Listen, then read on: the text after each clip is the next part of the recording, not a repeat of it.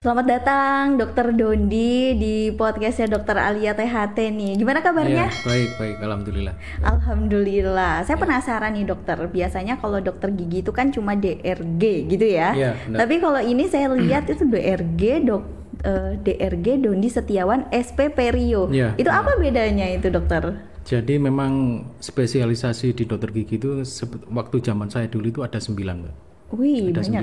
9. Waktu zaman saya 2010 ya, nggak tahu sekarang. Kalau nggak salah sekarang itu ada tambahan kedokteran gigi forensik sama kedokteran gigi radiologi, Mbak. Jadi sebenarnya gini, banyak orang-orang yang mengira bahwa dokter gigi itu sudah spesialis ya, sudah spesialis mengerucut gigi. Dan ternyata gigi sendiri itu dari disiplin ilmunya itu memang banyak sekali untuk dikupas. Saya berawal ngambil spesialis dulu, saya kan sempat di Puskesmas selama 13 tahun, Pak. Di sana itu saya mengamati kalau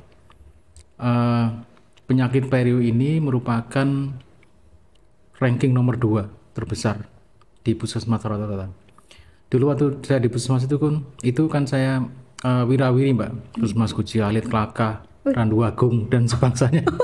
Dan banyak sekali ya. Kemudian ada kesempatan 13 tahun saya memutuskan untuk mengambil spesialis. Jadi gini, Mbak. Jadi gigi itu di dunia kedokteran gigi spesialisasi bedah itu ada 2.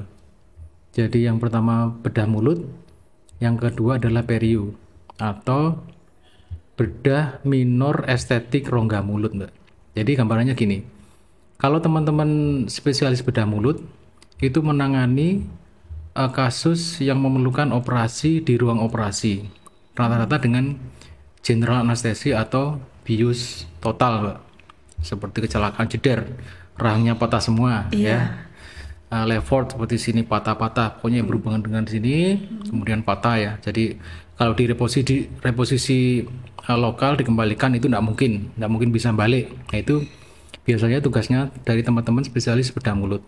Nah kalau saya lebih ke arah bedah estetik, Mbak. Jadi pasien itu duduk di kursi gigi. Saya bedah dengan menggunakan bius lokal. Nah, contoh kasusnya seperti ini. Pada orang yang pakai behel, Mbak. Behel dipasang, kok tiba-tiba gusinya melenting semua, bengkak semua. Ada yang gitu ya? Ada, dokter? banyak kasusnya. Itu sering saya tangani. Nah, itu merupakan tugas spesialis perio untuk membedah atau membetulkan koreksi kelainan seperti itu. Oke. Ya, jadi kita manipulasi, mungkin kita susun kembali alat behelnya, kemudian kita lakukan biasanya gingivektomi atau pemotongan gusi. Itu saya di sana. Atau kasus ini epulis. Epulis itu sering terjadi pada anak-anak, meskipun pada orang dewasa juga sering terjadi. Benjolan pada bibir, melenting, Mbak. Melenting, kadang-kadang dia pecah, kadang-kadang tumbuh lagi, kadang-kadang dia pecah, kemudian tumbuh lagi, seperti itu. Itu nih kita operasi dengan pembedahan kecil. Bedah-bedah seperti itu. Jadi bedah, tetapi pasiennya masih melek. Nah, gambarannya simpel seperti itu. Gambarannya lebih nggak menakutkan gitu ya? Betul, lebih ke arah pembiusan lokalnya. Kita ke arah estetik, gitu, Mbak. Dan ada beberapa lagi. Jadi sebenarnya tuh nggak usah takut gitu ya kalau ke dokter gigi Iya, betul. yang seperti dokter Dondi ini. Jadi Iya. kalau misalkan perawatan behel juga sebenarnya bisa ya? Hampir semua dokter gigi itu bisa memasang behel, Mbak ya. Oleh karena pendidikan S1 kita itu menggunakan piranti behel ini ya, meskipun alatnya masih sederhana ya, tapi pada dasarnya bisa dengan ya kalau memang spesialisasi behel orto itu ada, memang sebaiknya dokter gigi bekerja di bidang kompetensinya masing-masing. Meskipun juga pendidikan S1 dokter gigi juga memperkenalkan alat untuk meratakan gigi, tapi dia bersifat lepasan aja. Oh Seperti itu. gitu. Ya. Oke, sebenarnya sih menarik ya kalau kita ngebahas tentang behel ya, soalnya Betul. kayaknya behel itu sekarang udah jadi tren.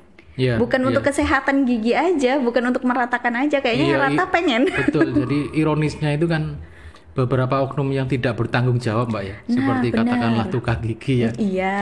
Main pasang aja. Padahal dari segi jaringan jaringan perio istilahnya, Mbak ya. Itu banyak ininya. Banyak kelainannya nanti yang timbul. Kalau kita bahas apa itu jaringan perio, mungkin kita buat secara serial Mbak ya, karena banyak sekali perintilannya itu banyak sekali. Banyak banget ya. Jadi ini mengedukasi masyarakat juga kalau misalkan mau lebih bagus giginya, menjaga kesehatan gigi itu datangnya ke dokter gigi, bukan ke tukang gigi. Betul, gitu ya dokter ya. Banyak sekali di rumah sakit saya, Haryoto Mbak ya, rumah sakit Haryoto itu menerima kortugi nih ya, korban tukang gigi Mbak. Itu sampai ada oleh oknum XXX, saya tahu letaknya. Iya. Gimana dia praktek. Soalnya di daerah Lumajang juga memang ada tukang gigi yang terkenal. Betul. Sampai kalah dokter giginya. Tapi kan dia tidak bisa untuk menyembuhkan juga ya. Misalkan ada kerusakan apa, dia kayak nggak bisa bertanggung jawab gitu ya. Iya. Dan lagi memang kita bukannya mendiskreditkan seseorang atau apa ya.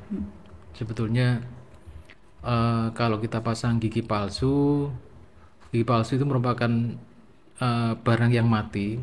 Kalau ketemu dengan barang, istilahnya tanda petik barang yang hidup, itu mempunyai kaidah-kaidah tertentu Pak. Seperti bahannya tidak boleh mengiritasi, terus akarnya itu harus diambil dulu. Itu banyak yang ya katakanlah kortugi yang akarnya masih belum diambil, ditumpangi gigi palsu aja banyak sekali. Oh, itu yang bikin suka nyut-nyutan biasanya ya? Betul sekali. Kalau saya sih alhamdulillah enggak jadi korbannya ya, jangan ya. Jadi untuk sahabat Alia nih, dimanapun Anda berada, jangan ke tukang gigi, langsung aja ke dokter Dondi ya kan. Oke, kita ini ngebahas tentang salah kaprah dalam kesehatan gigi dan mulut ini. Ternyata memang banyak sekali salahnya gitu ya dokter ya. Benar. Ini antara mitos dan fakta, ini juga mungkin masyarakat ini banyak yang nggak tahu gitu ya. Nah, ini dimulai dari yang pertama dulu nih Pak Dokter. Untuk yang pertama, bau mulut ini disebabkan oleh masalah pencernaan. Itu benar apa enggak sih, mitos atau fakta? Bau mulut dalam dunia kita medis itu biasanya disebut dengan halitosis, Mbak. Halitosis itu adalah bau mulut. Biasanya bau mulut itu penyebabnya ada dua, dari faktor lokal sendiri atau dari dalam, enggak ya?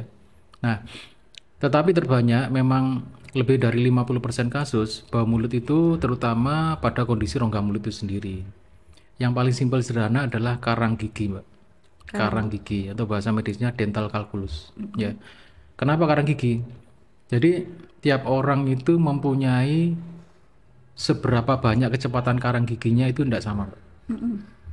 Oleh karena tergantung dari sifat dari air liur. Ya. Kalau orang mempunyai air liur cenderung bersifat basah, dia itu akan terbentuk cepat karang giginya. Kalau netral, apalagi aliran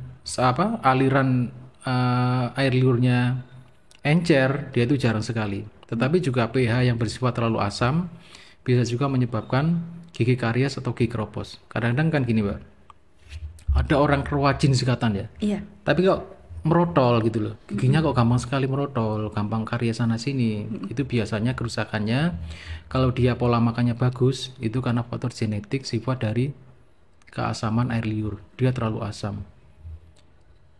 Penanganannya dengan pola makan dan juga sikat gigi, kemudian pembersihan karang gigi, Mbak. Terus ada lagi gini, Mbak, ada lagi orang air liurnya cenderung basah. Penyakit pada seseorang dengan air liur cenderung basah adalah, Mbaknya pernah dengar enggak, gigi yang enggak ada bolongannya ya, tiba-tiba dia goyang dan tanggal. Nah, jadi akarnya itu motut. Ini disebut dengan periodontitis. Nah, saya perio itu penyakitnya periodontitis, Mbak. Iya. Dokter giginya namanya periodontis. Ya, periodontis itu mempelajari fenomena ini, Mbak. Bagaimana mencegahnya? Jadi penyakit periodontal atau periodontitis adalah silent killernya dunia kedokteran gigi. Kalau teman-teman dokter umum atau dokter non gigi, silent killer yang bisa menyebabkan meninggal itu apa, Mbak? Serangan jantung. Ya, itu. Habis bulu tangkis. Segar bugar kelihatannya, tiba-tiba ngelembruk ya. Orang-orang bilang angin duduk ya. Nah, kalau di gigi adalah penyakit periodontitis. Giginya enggak apa-apa, enggak bolong. Sehat. Tapi tiba-tiba gusinya turun, Mbak. Karena gusinya turun, jadi yang memegang akar gigi kan jadi enggak ada. Kalau bangunan kan dasar betonnya dia yang rusak. Iya, Jadi pondasinya. ya betul. Jadi tiba-tiba giginya goyang, lepas, sama sekali nggak ada gejala. Iya. Betul. Itu karena apa itu, dokter? Nah, ini banyak ininya, Mbak. Banyak ya. Tadi kita ngebahas kan dari karang gigi ya, yang menyebabkan bau mulut itu tadi. Betul, Mbak. Jadi memang perintilannya itu banyak sekali, Mbak ya. Dan kadang-kadang orang-orang lupa, Mbak. Kesehatan rongga mulut itu merupakan cerminan dari total kesehatan umum. Pada waktu saya pendidikan, saya alumni Airlangga, Pak. Pada waktu saya pendidikan, saya sering menerima anak-anak yang mau melakukan operasi jantung. Itu dia sama sekali tidak boleh ada gigi yang rusak. Bahkan gigi yang keropos kecil aja tidak boleh, Pak. Oh gitu. Ya, kalau mau dilakukan operasi, harus benar-benar, kalau tuh ada gigi keropos kecil harus benar-benar dijaga vitalitasnya, kesehatannya. Oleh karena apa? Dalam dunia kedokteran gigi, dunia peri terutama, penyakit pada gigi dan mulut itu mempunyai efek pada jaringan yang lainnya.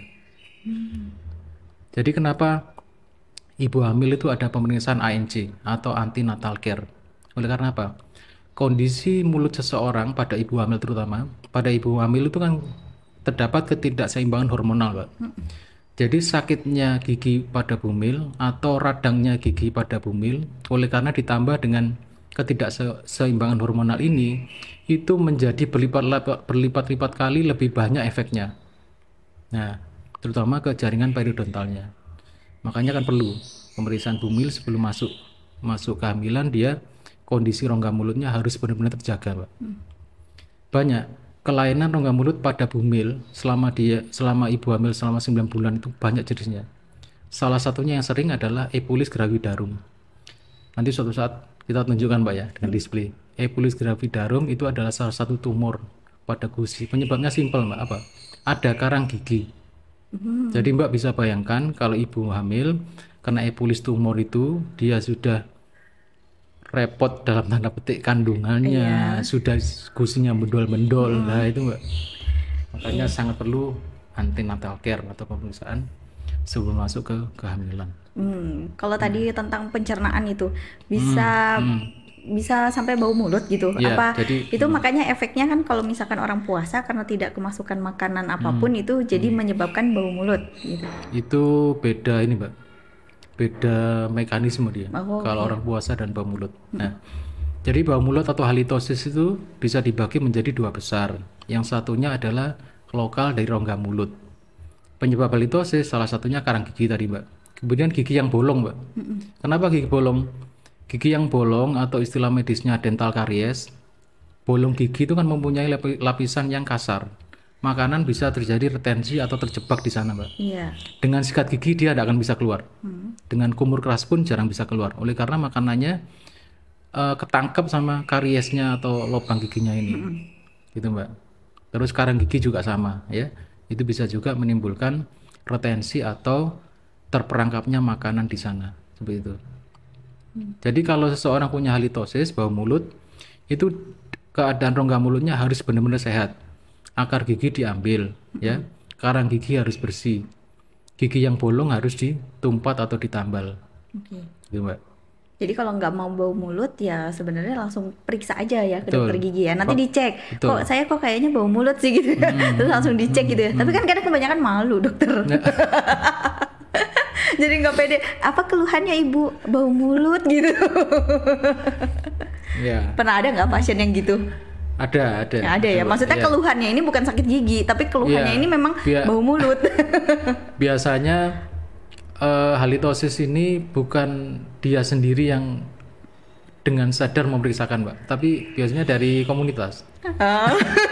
Karena dia yang ngerasain ya, seperti ini. Betul, jadi bau badan.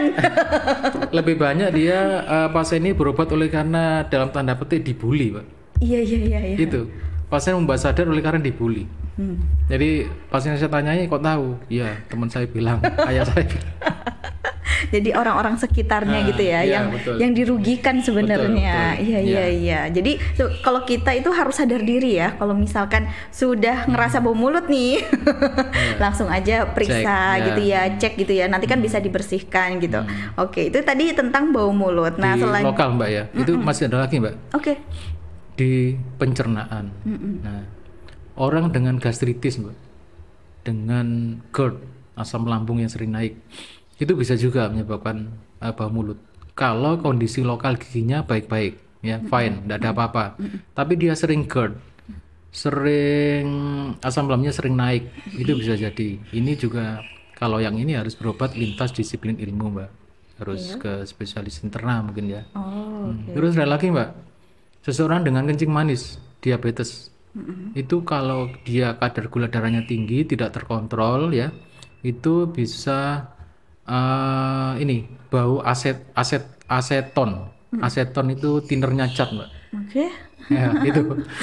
Jadi halitosis itu bisa terjadi dua sisi. Satunya faktor lokal, satunya faktor intrinsik atau di dalam rongga di dalam badannya itu sendiri. Badannya. Ya, ya. Oke. Kalau yang soal di mulut ya berarti langsung ke dokter Dondi gitu ya. Kalau nanti di anamnesa dilihat kok ada faktor dalamnya, Bapak Ibu ada diabetes, kok ada tidak terkontrol, apalagi tidak terkontrol, harus ke lintas disiplin ilmu yang lain seperti internal dan sebagainya. Oke, kita bahas masih ada beberapa pertanyaan juga dan mitos atau faktanya nanti di part 2 ya. Iya, oke.